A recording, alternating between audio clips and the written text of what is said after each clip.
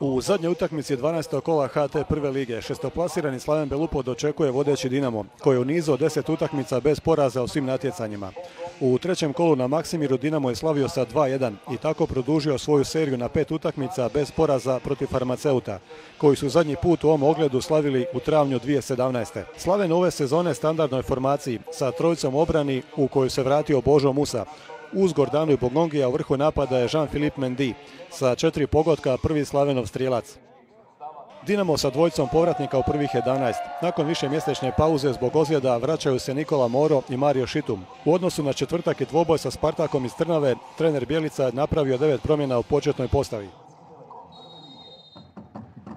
Nakon opreznog početka, Slaven u 17. minuti traži 11-terac. Gordana izveo korner i pronašao Bogongija, koji se uspio okrenuti pored Ademija i Moharamija. Bogongi pada, no sudac Ivan Bebek tu ne vidi kazneni udarac.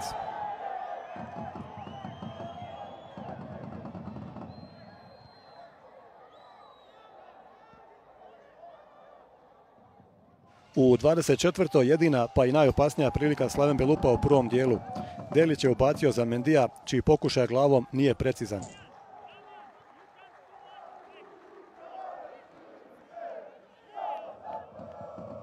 I Dinamo imao samo jedan pokušaj u prvih 45 minuta.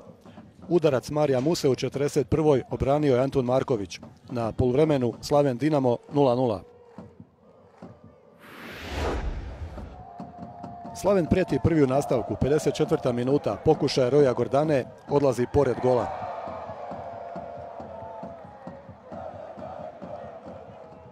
Dinamo je svog prvog pokušaja u drugom dijelu poveo. Ubacio je Damjan Konđor, a Mario Budimir pobjegao obrani Slaven Belupa i pogodio za 0:1. Peti pogodak u prvenstvu prvog Dinamovog strijelca.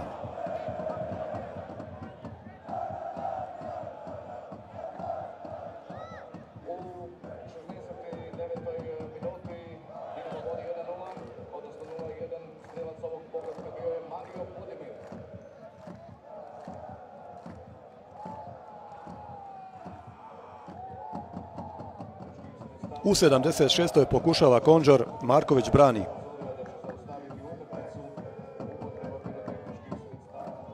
U 80. gosti su blizu povećanja vodstva. Dani Olmo pogađa vratnicu.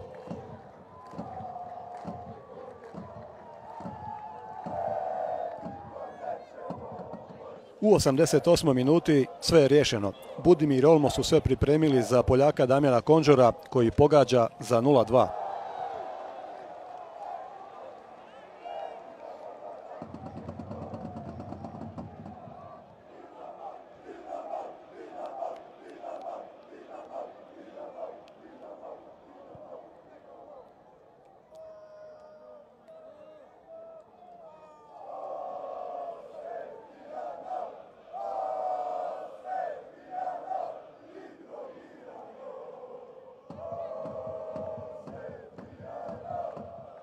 Još je u sudačkoj nadoknadi Dani Olmo pogodio istu vratnicu kao 10 minuta ranije.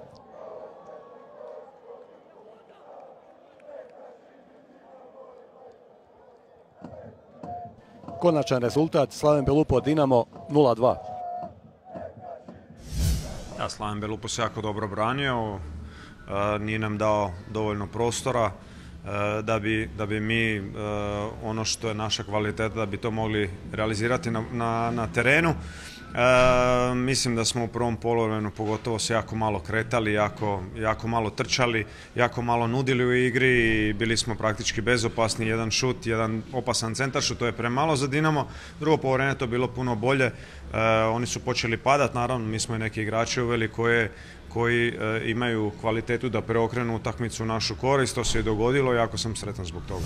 Kroz igru smo tražili rezultat, kroz igru smo tražili akcije da bi ugrozili Dinamo, tako da iskreno ne znam, mislim da smo bili dominantni, mislim da smo imali taj posjed, da smo imali mirnoću i da Dinamo prvi put je puknuo jedanput u 45. minuti i drugo poluvreme gol koji su zabili. Međutim, takav je nogomet, momčadi kod Dinamo, velike momčadi pobjeđuju na taj način.